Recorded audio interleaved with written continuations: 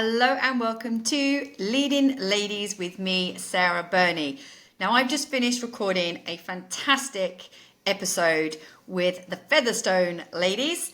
Hailey Featherstone is an award-winning lighting designer and director, and Ella Featherstone is a freelance associate producer and production coordinator. Our conversation was brilliant. This episode is brought to you by Light Switch. So if you'd like to watch their video with me, that would be brilliant. And then, of course, stay tuned for the podcast with the Featherstone girls. Light Switch is a collective of award-winning lighting, media, and visual designers committed to changing how people experience the world. For more than 30 years, we have been practicing pragmatic design. At Light Switch, we believe it's our responsibility to keep our clients' creative, logistical, and financial objectives in balance. Light Switch's range of expertise is extensive, from working one-on-one with clients and artists to multidisciplinary teams collaborating on all visual aspects of temporary and permanent projects. Light Switch creates unforgettable moments and powerful experiences. We celebrate our team, clients, and all of our industry's diverse and talented people. As a part of our commitment to inclusion in all aspects of entertainment and experience design, Light Switch is proud to sponsor Leading Ladies.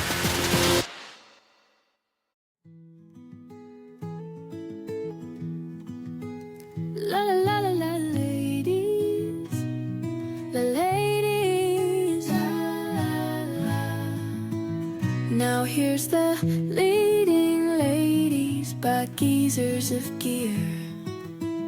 On tour, maybe she got some stories to share. Now here's the Leading Ladies by the Geezers of Gear.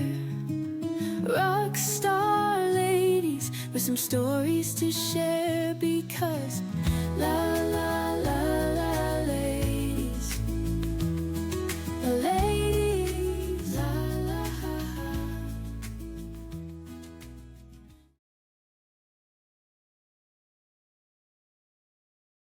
Hello, ladies. Hello, Hailey. Hello, Ella. How are you? And welcome to Leading Ladies podcast. Hello. Thank you for having us. A pleasure. Now, I know this has been, we've been chatting back and forth probably, for literally since last year. Yeah. So this is the first time both of you're in Chicago now, home for 1 week. Yeah. Yep, just about. That's amazing. And you was like, yep, I'm going to come on, because it must be morning for you now, mustn't it? It's about...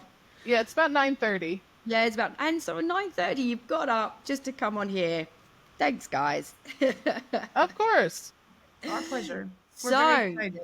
Really, I need to know all about you. I know you sent a few sort of notes over, but we're just going to have a nice chit chat. And yeah, so please decide who wants to go first. But what do you guys do? Let's start with that. Hailey, what do you do in the industry? And Yeah, so I like to refer to myself as a lighting professional. I do program design, operating, pretty much kind of whatever sort of niche needs to be filled right now. I work with Light Switch, designing creative firm, and I do everything from taking tours out as an LD to designing outdoor immersive, what we lovingly refer to as garden shows. And going out and design programming or programming corporate shows and large scale one-offs, either for myself or as part of the Light Switch collective. that's incredible. And Ella, what's your role within our industry? My answer is much less practiced than Hailey's at this point, but I am I'm on the other side of the industry. I do production coordination, associate producing for a lot of really incredible companies that I feel honored to work for. I intertwine a lot with the Light Switch Collective too. I provide them production support on shows in which they need a little bit of background oomph that they don't necessarily always get from all of the creatives on their side. Yeah, that's basically what I do. I run the production realm and Hailey does the creative side. That's incredible. And so for those people listening that aren't familiar, like really you've been in this industry since you were born, because Yeah. I'm going to mention your amazing father now, John Featherstone from Light Switch. He is basically your dad. And for the ladies, you can tune into Geezers of Gear and listen to many episodes that we've had him on. So what was it like really starting as children going into the industry? It's always funny because a lot of people say that their first job was at a coffee shop or babysitting or something similar to that. Well, my first job was running cable under stages for iTunes gift cards. I say that very fondly, but Yeah, nothing like being bribed with an iTunes gift card. hey, in Is the early amazing. 2000s, that was the highest currency I could get as an 11-year-old. Yeah. Oh my goodness. So, would your dad would obviously take you on tour, not take you on tours, but you would sort of go be part of that. Is your mum in the industry? I don't know this. I'm sorry. She kind of tangentially was. She worked as a travel agent. She worked upstaging was one of her big clients for a long time, so she booked a lot of travel for tours and like people going on the road and stuff. So she sort of was. She sold off her travel business when Ella and I started really getting a little bit older and getting into school. But yeah, so there was a lot of overlap when her and my dad got together. Okay. And so growing up in America, is Chicago based the whole time, or have you moved around because of the work that your parents were Yeah, into? well, we never moved because of the work. The office was always in the basement of our childhood home. We Yeah. had some incredible guys working down there our whole time growing up, and they used to temporarily babysit us when our mom needed to run to the grocery store. Or I remember longingly climbing all over a massage chair that they had in their little relaxation nook of the office downstairs. So we have always referred to Light Switch as another member of our family in the most endearing term possible, because genuinely the people who helped foundationally raise up Light Switch also helped foundationally raise up us as well. That's really cool. So Light Switch is your family. Oh, You yes. For sure. not that's just part and part of it. Now, I had a lovely lady on, and her name's completely gone now, but she also was basically brought up from a child into the industry, and sorry, her name's going to come to me now, and I've just literally it's just but her mum actually didn't want her to go into the industry. So it was the complete role reversal and guided her into a different industry, a different education, different everything.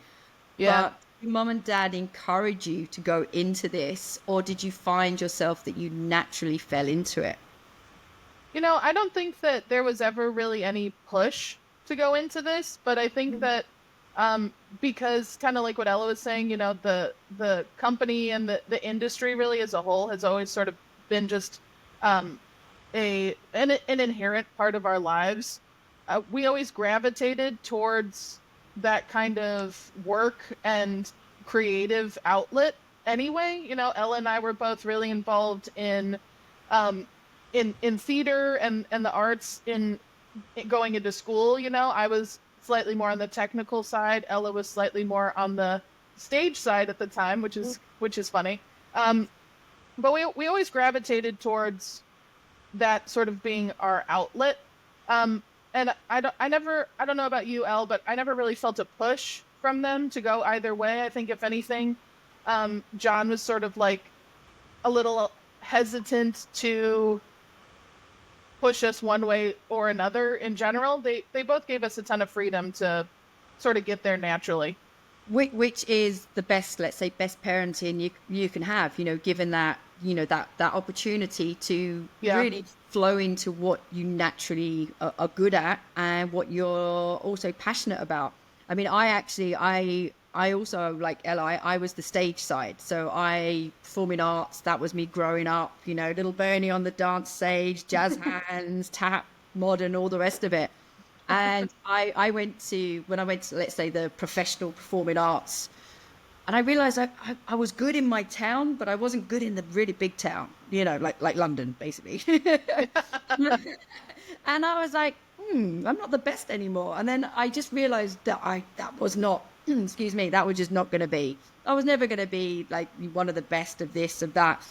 So I kind of backed out and went behind the scenes.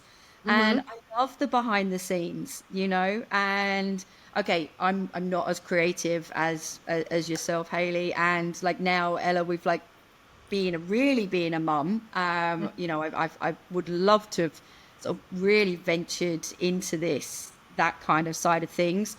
The creativity of, lighting is just incredible for me. So, where did you find, because obviously, okay, light switch and, in the basement, that obviously was, that was like guiding you somewhere, but you could have gone into video, you could have gone into other areas of touring.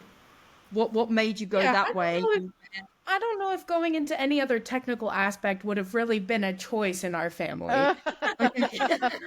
I think the options were lighting or finding a different part of the industry to join, like production. I, unlike Hailey, didn't go to college for lighting design or production design. I went to college to become an elementary school teacher, which still very applicable skills to this day.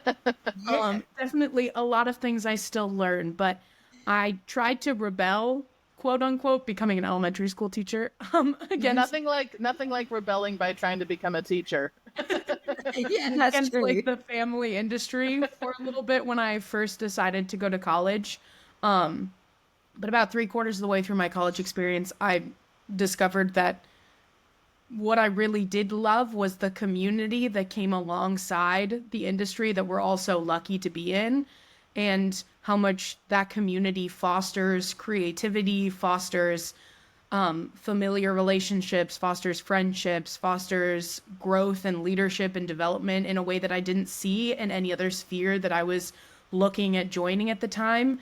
And I saw how happy it made my dad, how happy it was making my sister, the incredible experiences they both had to have, and also how much love and joy came alongside that. And that's why I decided to go into it.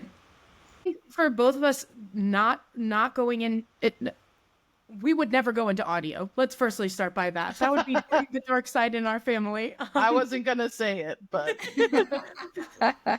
it was always lighting or finding something as close to lighting as possible so that we could all stay a collective and a unit, because we really are more powerful together, all of us. We really can sit at dinner and elaborate on one another's creative ideas and support each other in other aspects that some of us aren't familiar with. Hailey's husband, Steve, is a lead electrician too, and some of the ideas that he comes up with, Hailey and John are able to really expand on creatively, and then I'm able to put a realistic twist on it. So the fact that all of us are able to collaborate together is such a gift of being in this industry together, and I just don't know if being an audio tech or a video tech would have been in either of our abilities or skill sets. Really, or skill sets. No shade on audio and video, just, Yeah, no.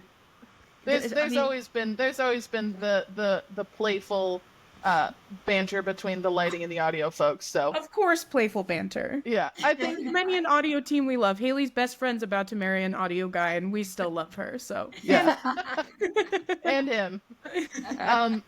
Yeah, I think that we were really lucky to grow up in a household where, our dad always really fostered a sense of like playfulness and creativity. We were always encouraged to play. We were always encouraged to do projects. From a very young age, he involved us in like doing all this stuff around the house. So we've never really strayed away from like tools and like learning how to build stuff and being able to like have a project come at you and be afraid of how you're going to tackle it. So I think that we were super lucky with that.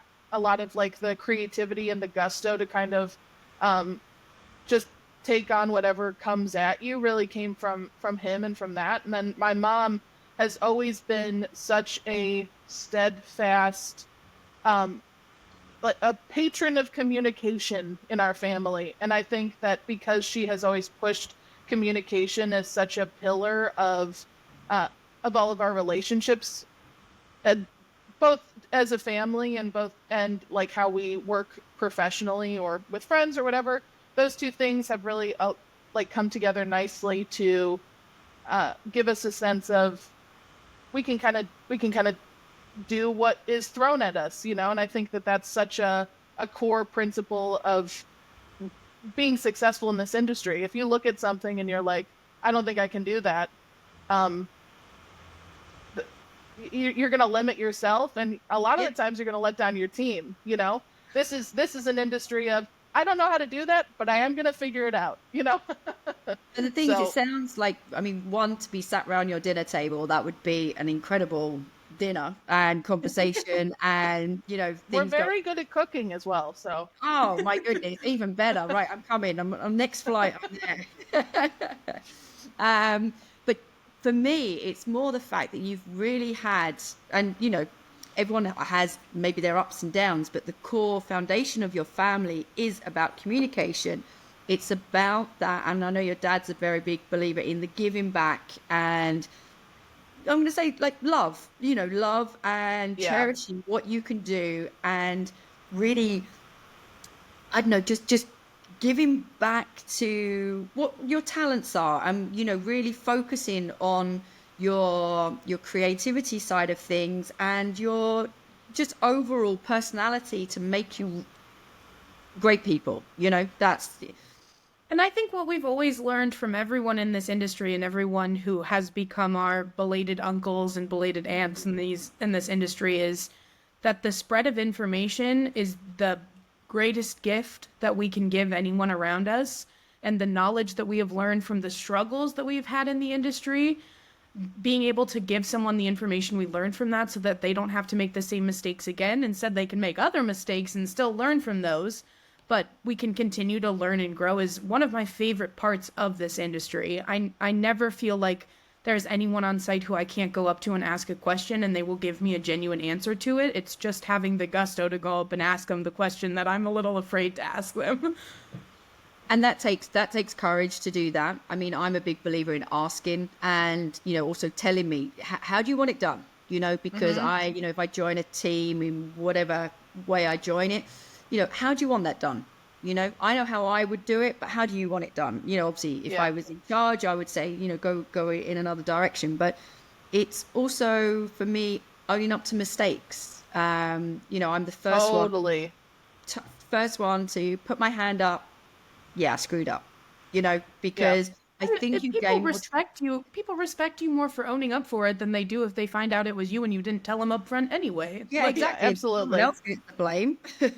Yeah. So it always. God, sorry. Sorry, I was just gonna say it always shocks me how much people are afraid to say sorry, and how saying sorry or owning up to your mistakes does nothing but push you forward.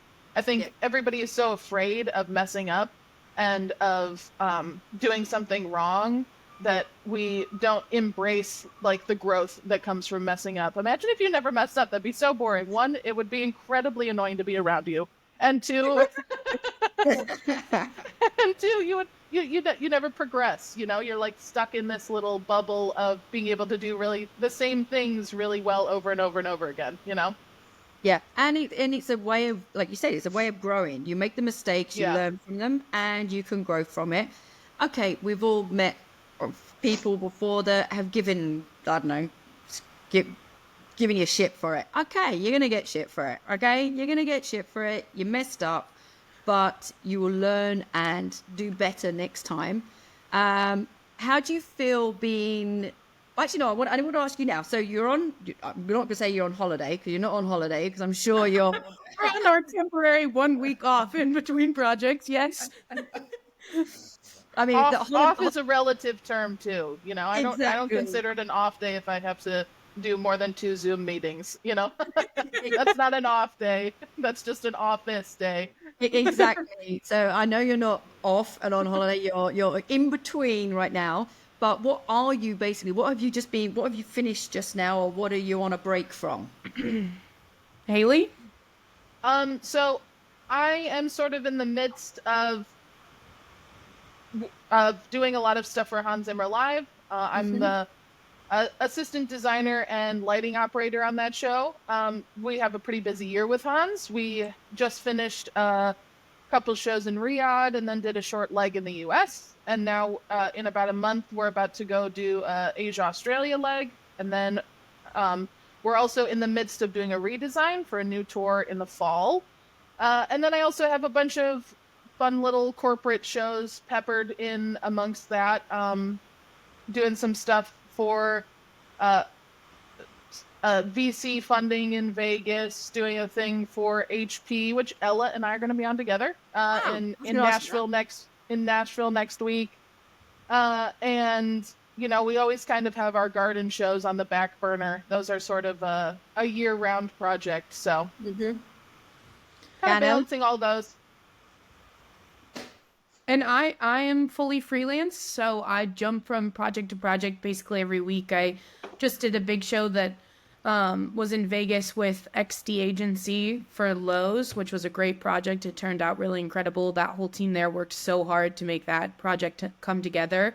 And then I have been on back-to-back small corporate pharmaceutical shows. Our bread and butter of the corporate industry is definitely pharmaceutical life.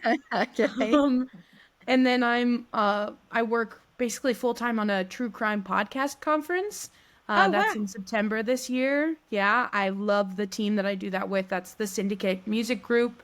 I'm on a show on Saturday with Upstaging for Salesforce. I work pretty consistently with them too.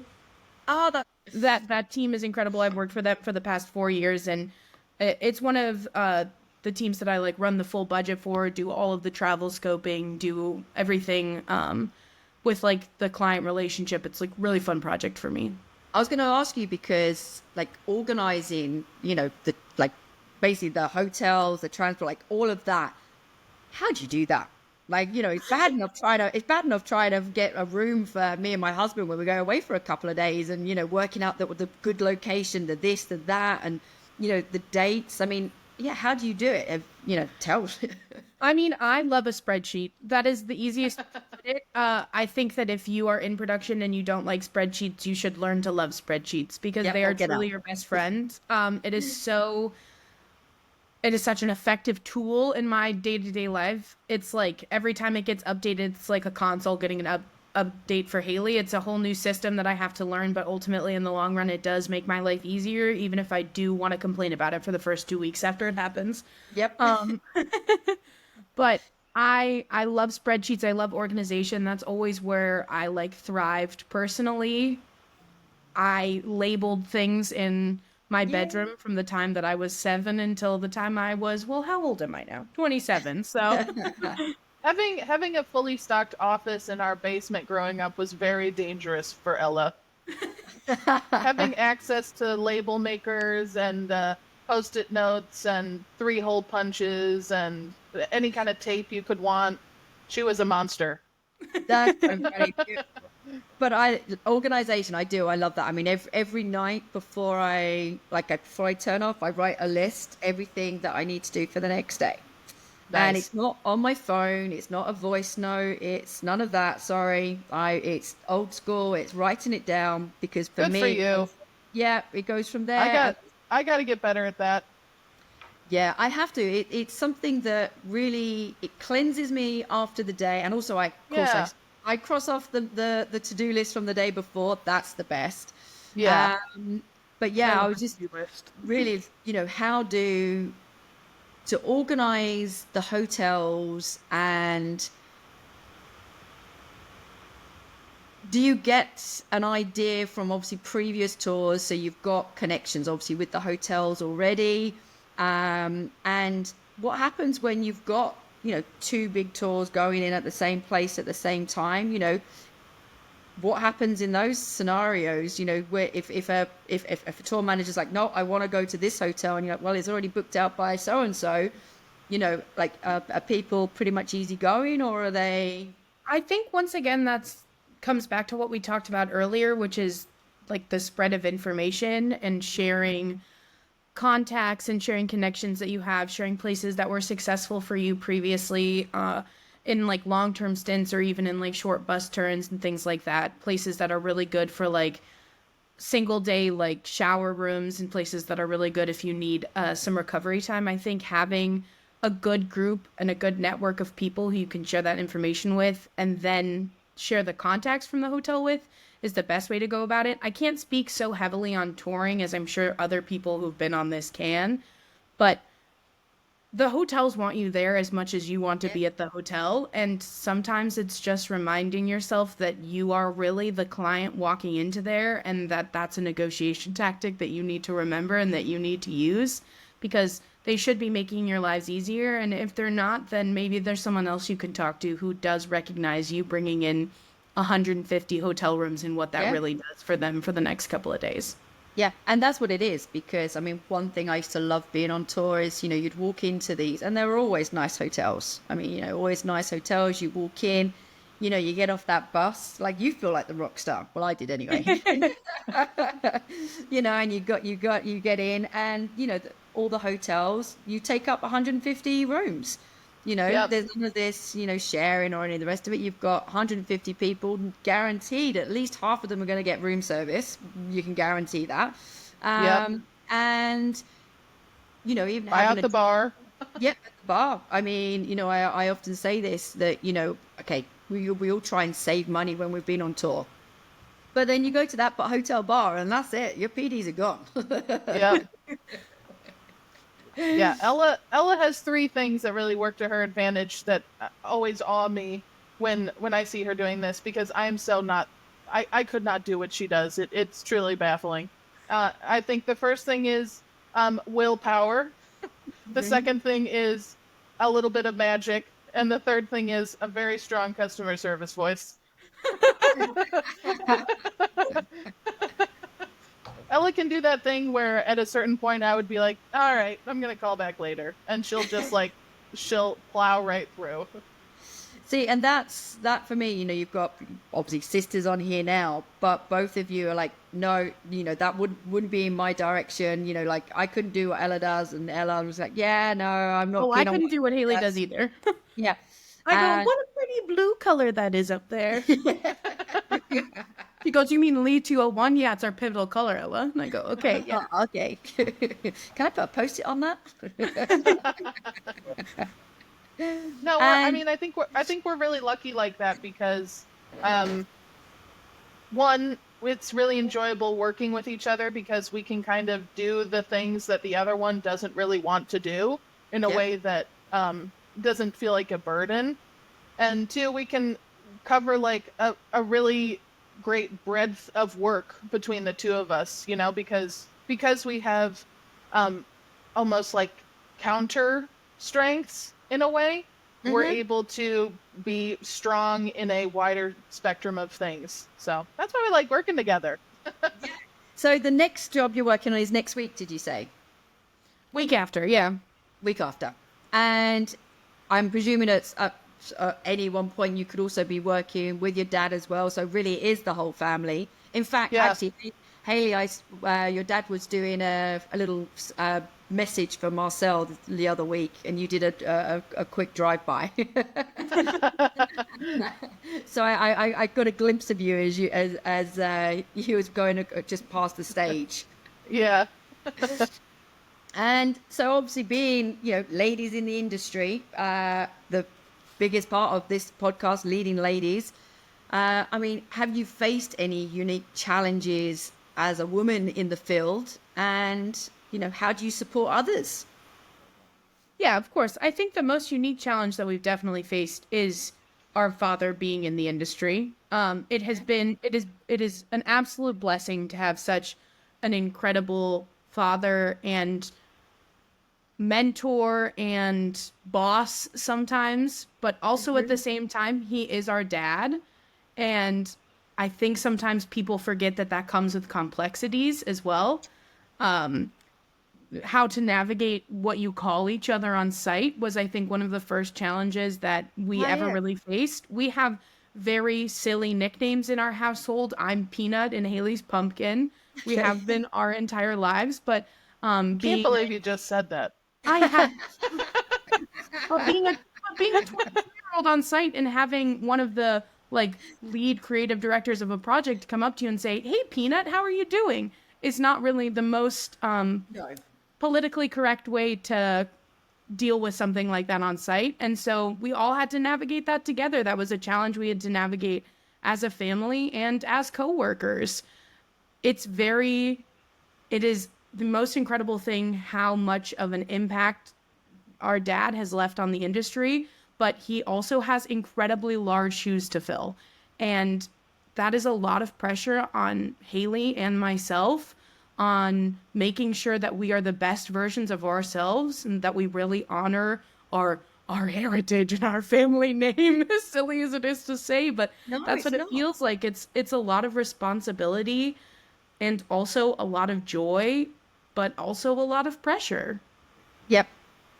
And I mean, obviously as well, I'm not saying you have had this, but because of your name, if somebody sees, have you had, let's say, horrible experiences where people have gone, oh yeah, just got that job because of, that's her dad. Oh, of course. Yeah. So, yeah, of course. And I mean, for me, just looking at the work you've done, looking at all the information you've given me, yes, okay, your dad is who your dad is, with Light Switch, with everything. But you ladies, you have made it because of you. You could have the attitude and be really spoiled about it. You could just have a chip on your shoulder and automatically, just the communication back and forth, just the meeting you now, like that isn't the case. So I hope that, if you have, and when you've come across these people, they've soon gone, oh, okay. I hope they've said sorry. Well, they don't, Sarah, but that's okay. But at the end of the day, what it comes down to is just doing good work. There's only so much that people can say when you just show up and you do good work. And at the end of the day, I think that's what Ella and I always strive for. We have both made a really conscious effort to really take the time and put in the effort to work through all the rungs of the ladder to get through where we are today. I went to school for lighting and production design, and when I graduated, the first thing I did was go be like the 7th person on a 6-person crew, because that's what I wanted, because I wanted that to be able to one day inform my decisions and hopefully make me a better designer and creative. I mean, Ella's done the same thing. She has had opportunities to really skip rungs on the ladder because she's really excellent at what she does, and she's made really conscious efforts to go through step by step so that you really know the process like the back of your hand. So I mean, at the end of the day, when you come in and you're young and people are like kind of talking smack a little bit, of course that affects you. You're like 21, 22 years old or something. You don't have your backbone's not as armored yet, but if you just approach everything with the mentality that I'm going to go in and I'm going to just smash it, I'm going to do good work. I'm going to be kind to people. I'm going to do what I can to uplift people in whatever scenario I'm in and advocate for what I think is right, then it kind of like doesn't matter what they say, because at the end of the day, we can go home and we can feel good about what we've done, and we can see some of the trickles of what we're doing happening in the industry around us. So I mean, I was just asking because I started in let's say the career was in Formula One. So I was traveling with Formula One. Yeah, so that was kind of like my thing for a good 10 years plus. And I left Formula One and I kind of like took a year out, and I went in, I didn't really want to be always traveling, but I just wanted to, I could never do a normal job. Anyway, my story is going to, I ended up getting a job with a catering company for, my first tour. And I'd never thought the industry, that there was work in this industry, never before, and this is only recent. It's like now about 8 years ago. And basically I was on a gig. It was a corporate gig in London, and the crew chief then, a woman, I have to say, she was the most nastiest piece of work I've ever had the experience of working for. And I know, like, I'm good at what I do. When I set my mind to things, I'm good, and I know that. Big head coming in now. No, and it's important. Yeah, no, but I know I am. I know I do a good job, and I will do anything. Literally anything. And anyway, this woman, I could tell she was like, she just didn't like me, and I didn't understand why. But like in 2 weeks' time, I was going on a big tour. It was one of the biggest the company had for a long time, and blah, blah, blah. Now, bear in mind, I'd never worked for this company before, but just from my experiences and the interview and the rest of it, they put me on the tour. Well, I'm sorry, I don't know. I feel very lucky I'm on this tour. And anyway, she was so nasty, and she was like, I think not even halfway through, after the first week, she was like, why are you on it? There's other girls, there's other like ladies in our industry. And I was like, I'm not sorry, but I'm sorry you feel this way. And, right. I thought about it, because I don't lose my temper in any way. And I thought, okay, how am I going to deal with this? So after a service, and she deliberately made how should I say, I can't think of my words right now. She sabotaged something I was in charge of on purpose. And I remember this so well. And yeah, the big boss came in. Of course, she called at me because that was my area. Right. And but I hadn't even been shown this area. She hadn't even shown me it yet. And then this crew was like, oh yeah, Sarah's in charge of that. Sarah, why haven't you done this? I was like, I just want to go crazy right now. And that's a pivotal decision as to the kind of person that you want to be, right? Because the reaction that you have to nasty people on site is also what makes or breaks you as a person on site too. Yep. Because if you're nasty back, you're just feeding into that. Exactly. And I swallowed it all. Like really, I swallowed it in front of the big boss, who was coming for a site check. And I took it all. And I was like, I'm not going to play that tittle-tattle back. I'm going to take it. I know it's not me. I know it's not me. She knows it's not me. And anyway, when the boss left and all the rest of it, I approached her and I said, really wasn't cool of what you did just then. I don't know what you mean. I said, well, I'll tell you this now.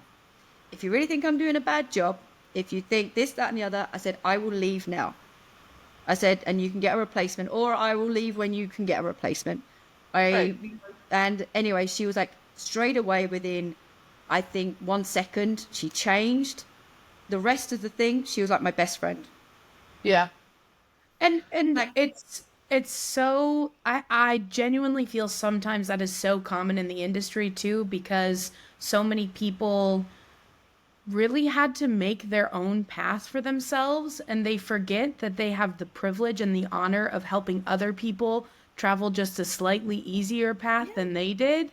And that's a gift that you get to decide whether or not you want to give, and the attitude that you want to bring to it decides whether or not you are going to help pave the way for other people, or whether you're going to let them crawl on the same gravelly path that you did.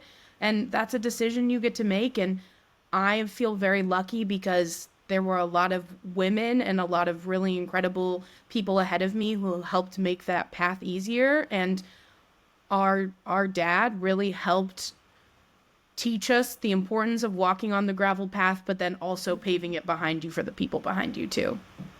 Yeah, and I think that's the way it should be. Like, I learned my lesson from that lady, and I was like, I never, ever want to be, one, treated like that again, but two, like, really it was controlling an emotion. Like, really, like, that's just crazy. And sadly, it has happened, like, in different circumstances. I've seen it. other people treating other people badly. And it's like, and that's that whole going back to the start, put your hands up, you've made a mistake, or why are you making it so difficult for somebody? Try and give help. We speak a lot about mental health on here, but really, I was going home every night almost crying. Like, Totally. That's not what we're here to do. We're here to, whatever it might be, we're here to give and do the best we can. I was fortunate enough to be on a tour last year just for 1 week, but literally someone was crying and I was like, this is not right. This is, really, guys, we're here to put on the show and support each other. So, how do you handle, say, similar situations or, situations that you've been in regarding the mental health side of things? How do you help people? How do you stop the nasties? Yeah. Well, speaking as somebody who has had plenty of times crying on top of a pile of multi behind a dimmer rack, I think that it's just kind of like what you said, Sarah. One of the big things that our mom has always taught us is that you can control 0% of how somebody reacts to you, but you can control 100% of how you respond. So it's just really like taking the power in that. Just really realizing that you have ultimate agency in all of these situations, and at the end of the day, they have to go home and live with themselves, and you have to go home and live with yourself. So act accordingly, I suppose. In terms of like, I want to just kind of like touch on what you said too about like somebody crying at work. What we do is incredibly difficult. We're asked to give 100% of the time. We're asked to, we miss birthdays, we miss anniversaries, we miss weddings, we miss significant times with our family.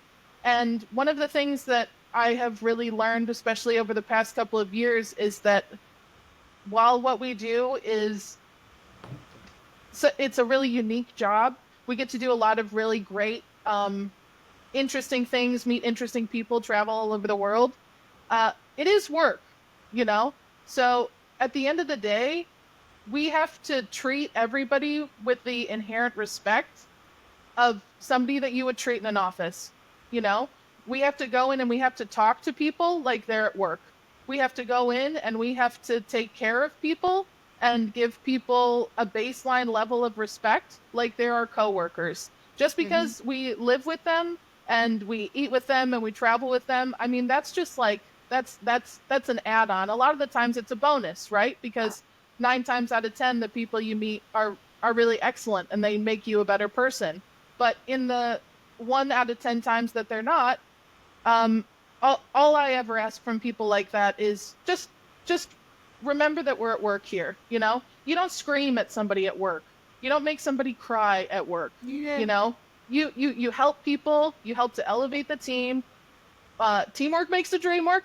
And I think that that's just such an important thing to remember. We're not at summer camp. We're at work. Do you think that the pressure of, the scheduling now, not now, but, it always has been very intense, do you feel that because, like, we call ourselves family now, sadly, families do argue. And do you think that's kind of, we all get too close when we're on a tour and we're tired and we kind of like hurt the people that we love in a way, but how can we overcome that apart from having like a week off in between a gig? I think everyone's allowed to have a bad day. Everyone's allowed to have a bad day. You never know what's going on with people. Cutting people slack is part of being an effective team player and an effective leader. But holding people responsible for their actions is also part of being an effective team player and an effective leader. And with what we do, travel, work, eat, live together, sometimes that's a really fine line. But I think kind of like going back to what we were saying a few minutes ago, that's where the baseline of really good communication comes in. Because when you have when you have a foundation of being able to communicate really well with your coworkers, with your team, with people that you're touring with or working with on site, you're able to move through that stuff, although it may be hard sometimes, quickly and efficiently, you know? And I think owning your stuff as well, because I think sometimes you forget the effect that you have on your Yeah. team as well. Such a good point, Elle. And owning how you impact that and really being able to be the bigger person sometimes and come and say, hey, I wasn't the best version of myself, or I'm really sorry I didn't get a good night's sleep last night. I'm just not running on full cylinders right now. If you could cut me a little bit of slack, being the person to communicate that to those around you gives them permission to communicate it to you too, and really giving that common space and that reminding and showing people that we really are human, and some days you don't get a good night's sleep, and some days you've forgotten to eat breakfast and you're hangry, and some days you are having a really anxious filled day, and that's just what being a human is. And when you're spending multiple months with people, or even when you're on back shows, it's just important to tell people how you feel. It doesn't make you any stronger by dealing with it by yourself alone in your hotel room at the end of the night. If anything, it's easier to get that one friend who you really trust on tour, on that project, to have a beer with you at the hotel and talk it out, because that's the thing that I've learned the most about mental health in this industry, is that it for so long was looked down upon to have problems, because it meant that you were slower, or it meant you weren't performing at your 100%, or it meant that someone else could come in and take your job. And I think the vulnerability of sharing with people that you are not firing on all cylinders, or not the best version of yourself in that moment, is what makes you invaluable, because that's really what makes you human. Yeah, Ella and I are also both big advocates of therapy. And I think that the practice of being able to say things out loud, whether it's to a really good friend or to a therapist in like an unbiased situation, it just really helps you process through how you're actually feeling, because it's so easy to get spun up about things that you don't actually really care about when you say it in your head, or to get really hurt by things that are actually really inconsequential to you in the grand scheme of things. And by being able to say it out loud and process it, I mean, people do it different ways. Ella and I both really benefit from talking about it. Some people really benefit from journaling, writing about it. Some people really benefit from going for a run, going to yoga, whatever. I mean, figure out what your outlet is to process your feelings, and make sure that you don't let go of that. It's really easy to let go of the self-care stuff and the stuff that helps you work through things, especially when you're busy and especially when you're tired.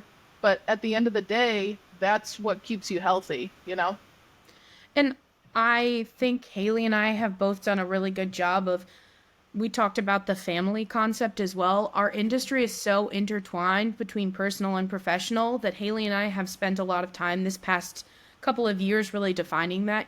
I talk to a therapist, but I also talk to a business coach, because it's important for me to differentiate those two tracks of my life, because they're so intertwined, with our family being interconnected in it, with all of a large majority of my friends being interconnected in it, my sister.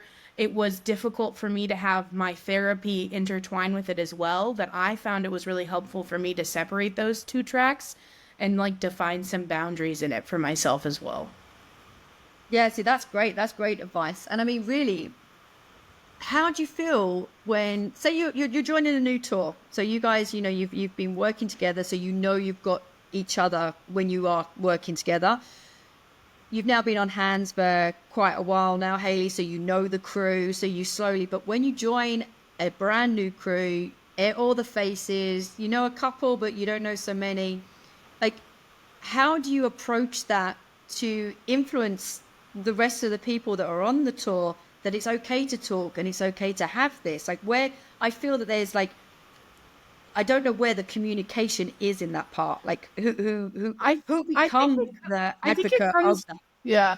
it comes with like the friendships you build first, right? Hailey and I are definitely like planners, and we like to do fun things and go to really good meals. And so I think it's for both of us is really establishing like a rapport with those people. You can't just jump in and be like, hey, so we really value mental health here, and Yeah. these are our values and this are my I'm an IMFJ and I really like to communicate this way in my service. Like you gotta be like, what's your favorite beer first, especially on a show like that. Yeah. Yeah, But and you had I think it just comes from taking a couple of moments to be. I mean, for me, it comes from having to be a little bit brave, because I am a very social person, but I'm not quite as like naturally extroverted as Ella and really as John are. So for me, it's like taking a couple of extra moments to be brave and just be really genuine, and that like pays off in the long run. You know, I know that if I can just uh, if I can show up as like how I want to show up, and like how I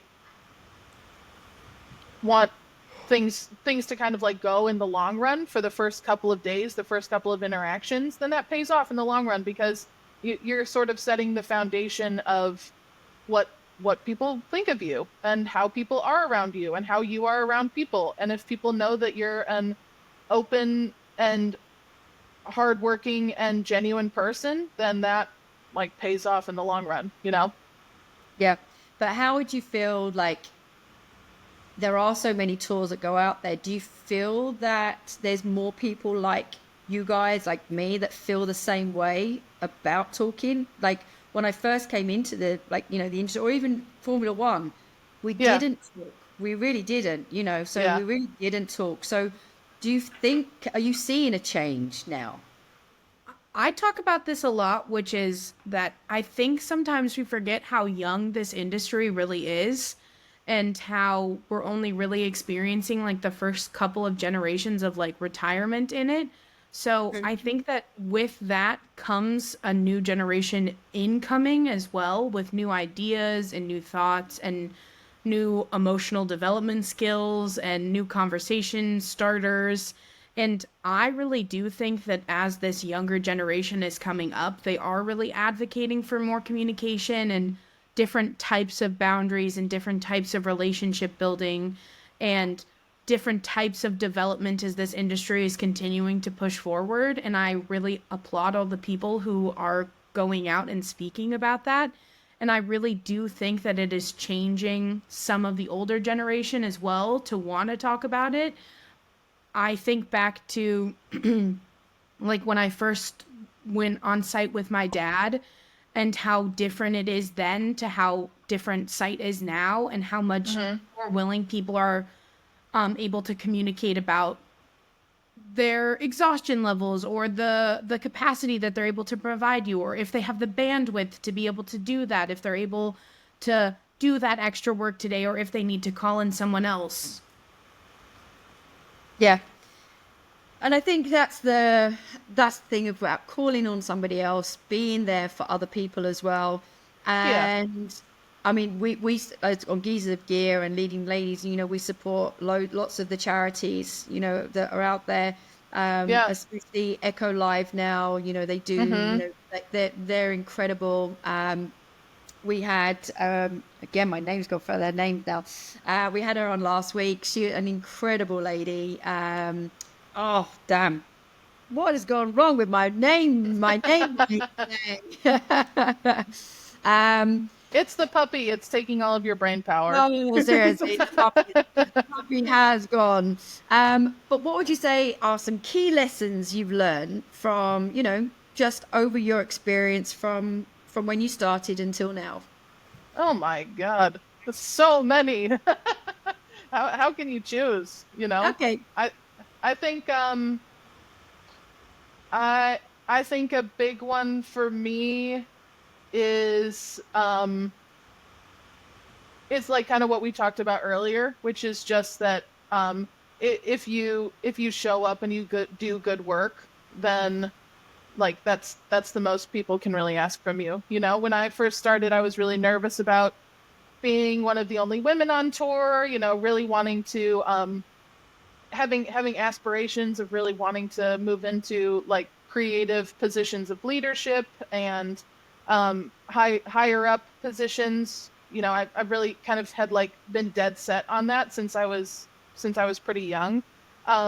And I just got some really great advice from a couple of really badass women and men who I really respected and always really respected me. And that was always just the take home, which is just do good work, do good work. And that's the most somebody can ask from you, Do you have one in particular, Elle? I think back to like Michael, and his motto was always like we only do in excellence, which I think we only deal in excellence. Yeah. We only deal in excellence, which has really stuck with me over the past couple of years specifically, because the thing that I have learned the most in being freelance in the way that I am is that I get to choose the people that I work for, and I only deal in excellence. So I only work for the people that I like really believe in, the people I want to stand behind, the people whose morals and ethics I really align with, and that's such a joy to be able to get to choose that. But I also think like everyone is dealing with imposter syndrome. I sat down with a couple of people recently and had a meal where we just talked about how it doesn't matter if you're the executive producer on a show or if you're a production assistant.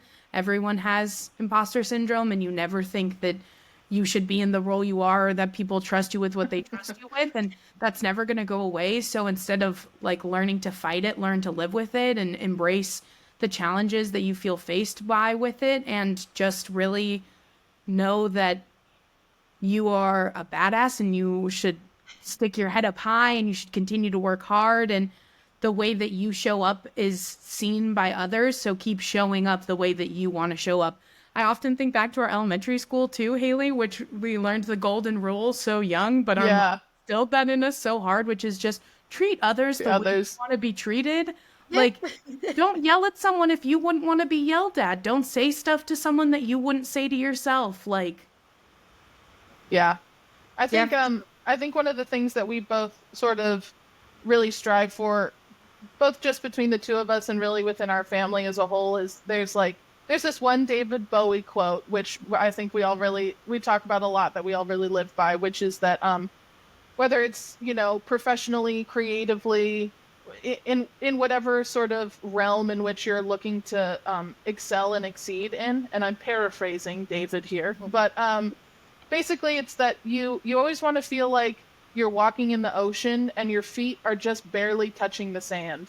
As soon as you're planted down, you're not doing anything interesting anymore. You're comfortable, you're grown. You got to keep taking those steps forward so that you're just kind of, your toes are just kind of barely scraping the sand.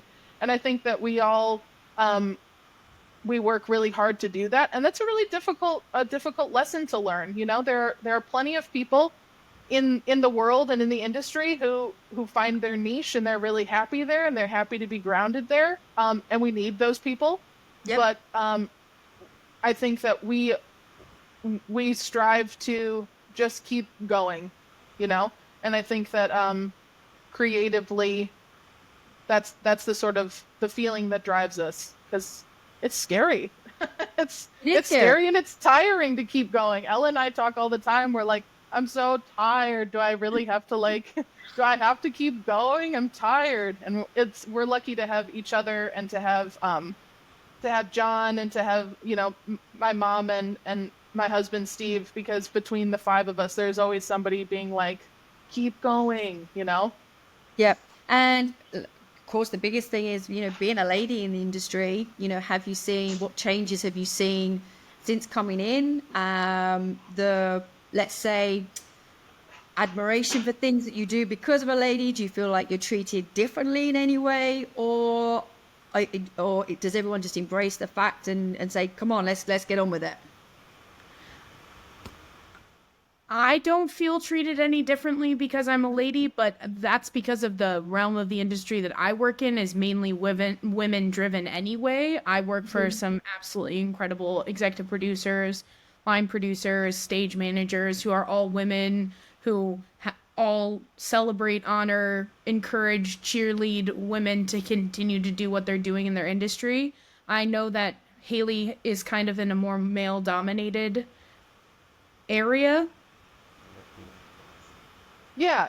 I mean, I think that I personally have been through some pretty shit experiences that I wouldn't wish on anyone. You know, when I was, when I was a member on certain crews and stuff, I would have stagehands that would say that they didn't want to work with me, and I would have to like bring them to their stew and be like, don't know what to tell you, you know, like this guy says he doesn't want to work with me. And you know, I've had situations where the compound of being a woman and also being in a position of privilege to be from a family that has done really well in the industry. You know, I've had plenty of dudes that have come up to me that have asked me if I'm John Featherstone's daughter, and I've said yes, and then they just walk away, and I'm like, my name's Hailey. Nice to meet you. You know, like all they're really interested in is like shoving me into that box or whatever.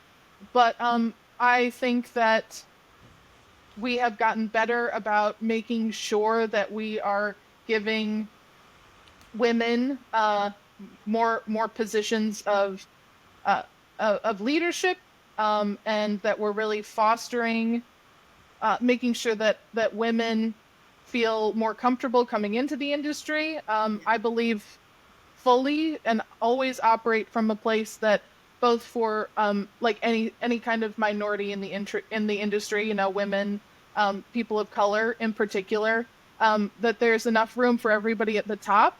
And if there's an opportunity for you to stand on my knee to reach the next level, I am more than happy to do that, because I really try to recognize what I'm able to advocate for and what I'm able to facilitate, and also like the kind of privilege that we have inherently come into the industry with, and using that as sort of like a boost to help more people. And I honestly think that when you operate from a mentality like that, you see or acknowledge less of the discriminatory attitudes that people have, or you're empowered by that mentality in a way that allows you to speak up for people that are maybe not in a position to, or have not yet found their voice yet.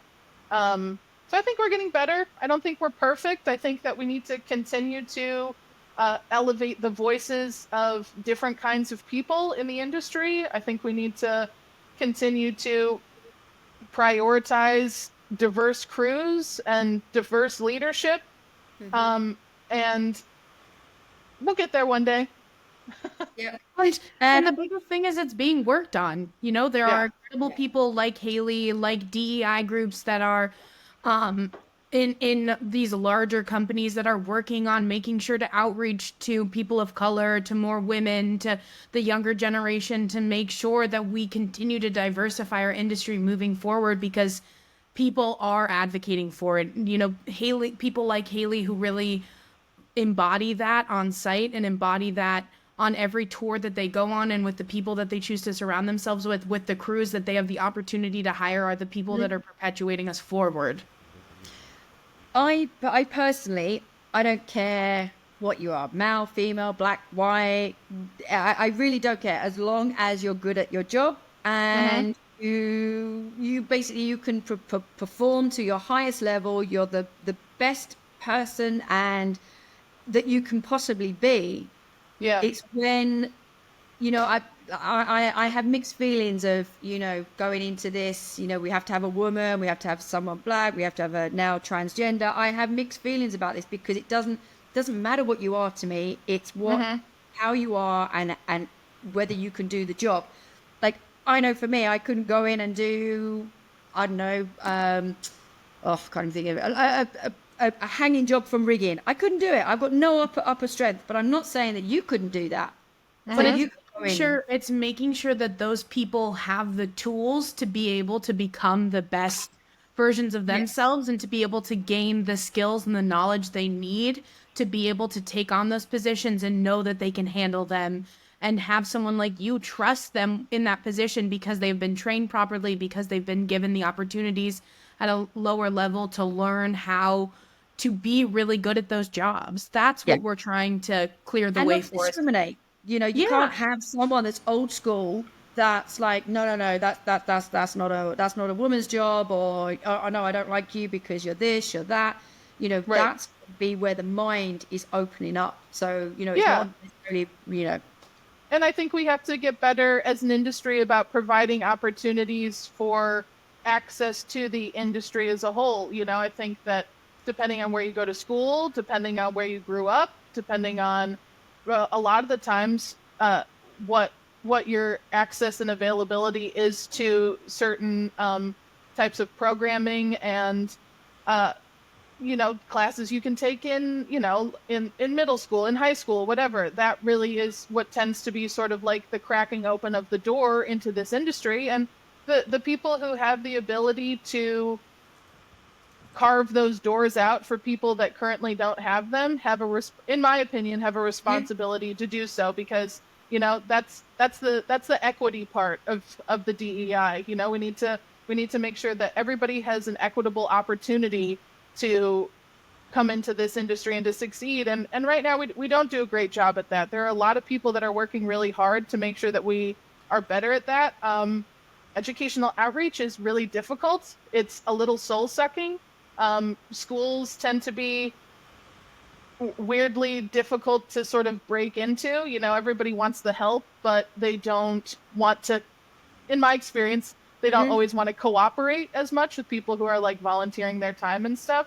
But at the end of the day, that's the work that really matters, is making sure anybody who wants to come and do this in a way that they can have a good career and succeed and bring more interesting and different opinions and outlooks and experience to this. I mean, all of us suffer from not having that, So, just working to continue to provide those opportunities for people. What advice would you give to the next generation that's coming into our industry? And for me, do you feel that now it's more open that you can have these incredible jobs? Because before, I mean, okay, I'm older than you guys, but for me, it wasn't in our school education on the careers chart. You could go off and be a lighting designer. You can go be a production manager. They weren't there. So do you feel that now there's more awareness of what we do? I feel like there are subtle ways that it is being integrated more and more into college specifically, and pathways that we have the opportunity to tap into to gain people who are really knowledgeable about certain aspects of this industry that they don't realize exist. I mean, the way that I found out that production was what I really wanted to do was by working with like the Residence Hall Association and by planning like large scale events with them. I didn't even realize that what I was doing was production, and I'm familiar with the industry. So I think that there are ways that we can tap into it, but just like what Hailey was saying, it's really difficult sometimes to have schools want to work alongside you, because this industry is still so young, and there is still so many people that are only just proving themselves, that sometimes it's difficult to be like, well, we've been doing this for 8 generations. Well, we haven't been, but it's still a really cool job, and you could be on generation 3 if you really wanted to. As for advice for other people, I think for people in the industry, it would be to uplift those people that you see that spark in. If I didn't have the people around me who uplifted me because they saw that I was interested in this in a different way than my family is traditionally interested in it, I don't know if I would still be here. And I'd say just continue to talk about it in rooms that it's not traditionally talked about in, and continue to tell people how exciting and how interesting and how fascinating your job is, even on the days that you are really, really tired and really, really exhausted, really, really fed up with what you're doing. Remind people how cool it is to see the outcome of the full project, and how rewarding it is, and how valuable it is to you as an individual to get to experience that fully. And I want other people to experience what I do because I love it so much. It brings me so much joy. It's brought me so many friends, so many lifelong memories that I want more people to experience it because of that, even if it's also exhausting and overworking sometimes, and I'm running on 0%. I think a lot of the times it's stuff like this, Sarah. I think it's, it's doing podcasts. It's, I've said for ages that I would love nothing more than if a bunch of people in the industry got together and did a YouTube video a week and just explained what their job was, Yeah. And we put that up, and it's just like a resource for people who can punch in the right keywords and get close enough, I don't know a single person who doesn't love YouTube University. They taught me how to recaulk my bathroom. It's unbelievable that you can find anything on there, But so, I think we could do the work that people are doing both in like the podcast sphere and with making more free accessible information is so important to give people resources to bridge the gap between what they currently love to do and what is a very achievable, accessible career path. If you know what it's called, 9 times out of 10 when we deal with these, I try to do a lot of educational outreach, and these kids, like they're so close to figuring out what they want to do, but they don't have a name for it. So how are you supposed to go forward if you don't know what the job's called? It's so common to us, but in the grand scheme of things, it's really niche, and if you search project manager in a Google search or whatever, you're going to get like a project manager for like a software company or like it's like it's just access to what it is that we actually do that I think people who are doing that work, it's like it's invaluable, And everyone in the industry calls it different things right now. So yeah. I think that's also complicated. We need to get to like true clear terms for what our jobs are, so that on some projects I'm not a PA even though I'm a production coordinator or a project manager, whatever that looks like, coming up with those terms. I was so lucky to have Hailey in my life who gave me like a list of what should be in my first PA kit, or what I should pack on my first show site, or what kind of shoes I should bring, or the fact that socks are actually more important than your shoes. And so I would love to be able to provide those resources. Hailey and I often talk about that YouTube channel, so maybe one day we'll start it. Oh, well, Yeah. It's funny you should say that, because last year I was asked just to go. I was saying to Ella before you jumped on, Hailey, that I went on a tour. It was for a week. It was with Blink 182. And I said to Marcel, because obviously I work remotely from here, I was like, okay, Marcel, can I please go? It's a week, I'll make sure all this is done before. And I said, Nina, Yeah. when I'm there, I'll interview loads of people and I'll get this and I'll get that. And I had big dreams that I was going to get everybody from that crew to talk with me, to do this, to do that. And of course, I was like the newbie that went in for a week, and everyone was like, Yeah. "Who are you? What are you?" But I was like, meet someone on a tour, 30 minutes when you're on the bus at the back, just, get out your little video camera and just like say, okay, guys, what have you been up to this time? Starting like it would be, but again, it's something else to a busy day. So you're tired, but I love it, ladies. Really, like I think that is an awesome idea. Let's do it, Sarah. Let's do it. Yeah, that's it. Get me on the tour, and I'll be the interviewer for the whole crew. Perfect. Next UK leg of Hans we do, we'll have you out. Yeah. Oh, seriously, that'd be amazing. I'm actually, I don't know if you know this, I'm actually based in Crete. Oh, well, Yeah. I don't know if we'll be in Crete, Sarah. Yeah, I wish we would be. Sadly, I don't think you're going to be here. I think the closest you might get to is Athens. But yeah, so I live on I wish we would, Sarah. Sarah, you live in Crete? I do, yes. What the hell?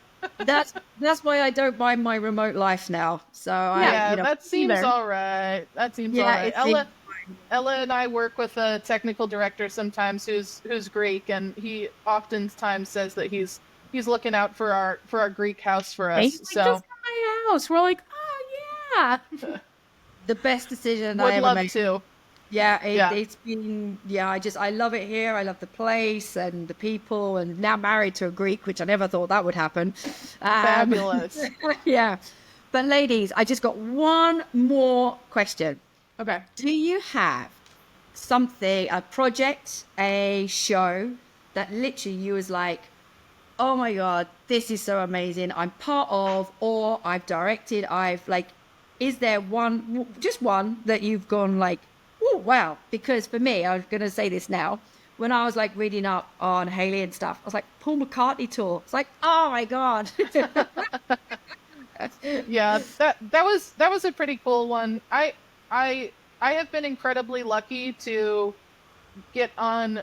I would say that most of the major projects I've done in my life have been like, holy cow, I can't believe that I'm here projects. And I credit like working for Upstaging a lot with that, real like access to incredible opportunities on incredible tours and stuff. But it's interesting because the older I get, the more I find that the projects that that I'm able to be like more of a creative lead and a creative director on are the ones that mean the most to me. Because you pour a bit of yourself into it, So I mean, Hans has been an incredible opportunity for me and John and our programmer Chris Herman to work on together. It's been honestly like a pleasure of a lifetime getting to work on that. And then, Ella and Steve and I work on this garden show at a farm called Fair Oaks together every year, and that is so hard, but it is it's so fulfilling because we get to do it together, and that's I think opportunities to work with people that you love and people that you're trying to foster a more future looking and mature relationship with are the most important, Yeah, I'd definitely say Fair Oaks is a project that we work on from start to finish. We come up with all the creative for it. Hailey has had the opportunity to employ many of our friends on it, which is incredible, both in like creative realms and design realms. It's been really fantastic. And last year, the two of us got to travel to do a show for GE Healthcare to Singapore together, which was pretty incredible to be able to not only go all the way to Singapore for a show, but to do it with my sister and best friend was really amazing. Oh, that's really incredible. Well, thank you so much. I know you guys are so busy. We've been gone over an hour now. I've really, really enjoyed talking to you, hearing about everything. Likewise. It's been so really. No, thank you so much. And you are both incredible humans. And thank you. What you've achieved so far is outstanding. And it's the influence from family side coming up, but you're where you are now because of you, and that's what. Thank you. Incredible. So we're just getting going, Sarah. Everybody better watch out for us. We'll be Exactly. don't worry. And if you ever end up on this side of the island, then We'll be there. You give me a shout. But I always thank say you. that to people. You better mean that, Sarah, because We do. because we come. Honestly, my door is always open, and sometimes I'm like, oh, you did come. Well, But thank yeah. you so much. This has been great. We really appreciate the time, and getting to chat with you has been lovely. Absolutely. Amazing. Thank you, ladies, so much. La la la la la, ladies, la ladies. La, la, la. Now here's the leading ladies by geezers of gear. On tour, maybe she got some stories to share. Now here's the leading ladies by the geezers of gear. Rock star ladies with some stories to share, because la la la la ladies, la ladies, la la la la la la ladies. Yeah, she's a now geezers of gear. Rockstar ladies with some stories to share. Now here's the leading ladies by the geezers of gear. On tour ladies, she got some stories to share.